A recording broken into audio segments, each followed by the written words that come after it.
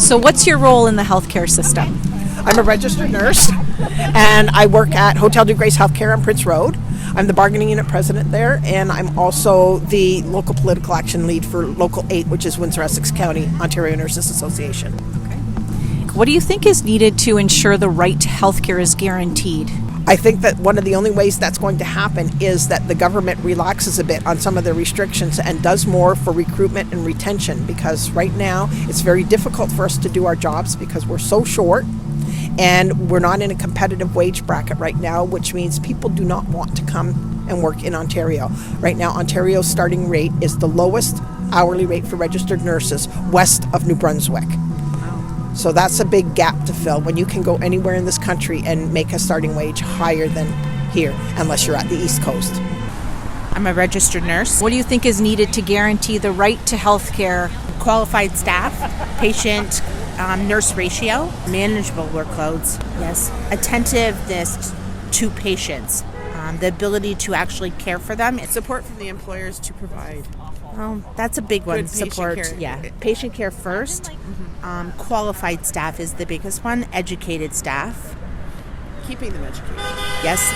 Supporting them while they're at work. That's the biggest one. Yeah, patients are sicker today, and we don't have enough staff to be able to take care of them. So patients deserve better than what we're able to give to them, and the employer and this government needs to recognize that. I'm Katie. I'm a registered nurse.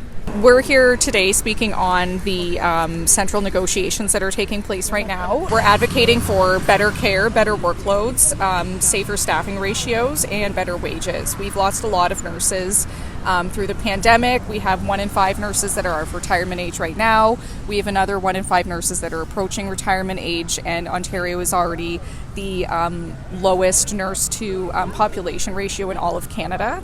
We're losing a lot of nurses over to the States as well, and agency nurses as well. Agency nurses make 2 to 3 times that a regular staff nurse is making, and that's all healthcare workers as well. That's PSWs, that's RPNs, that's RNs. So we're looking for the respect, we're looking for improved working conditions, and then that will lead to improved patient care, better workloads, and better conditions overall of the healthcare system.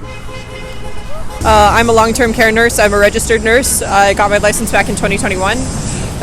Got tail end of 2021. I got hired into long-term care at start of 2022. I'm night shift nurse, so because it's long-term care. When I'm on shift, I'm the charge nurse essentially.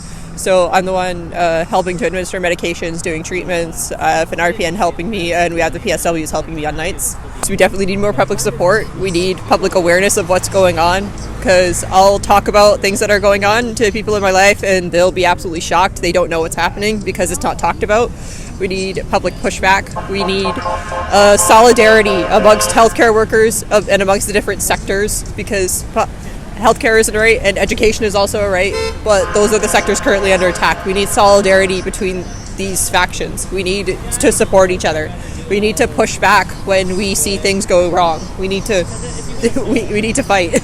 We can't just take this lying down. In addition to better wages, we need more people. We desperately need more people. Like, we are hemorrhaging nurses, like, en masse from Windsor Essex, especially because we're all just going to the States. Like, so many nurses are going to the States. Like, and if we want to start competing with that, we need to start offering better opportunities for our nurses. We need to offer better things for them if we want them to actually stay in Canada. We also need to stop cutting corners. Please, for the love of God, Doug Ford, stop cutting corners in the most dangerous ways humanly possible. So he keeps cutting corners in the sense that he will expand scopes of practice for certain groups so that he can hire more. So he expanded the scope of practice for RPNs so that he could hire more RPNs without increasing their pay, so that he could avoid hiring more RNs. And he wants to do the same thing with PSWs. He wants to expand the PSW scope of practice so that they could be doing more. He could hire fewer RNs and RPNs and then just push it all onto the PSWs, hire more of them because they're cheaper. Effectively killing 2 birds with 1 stone.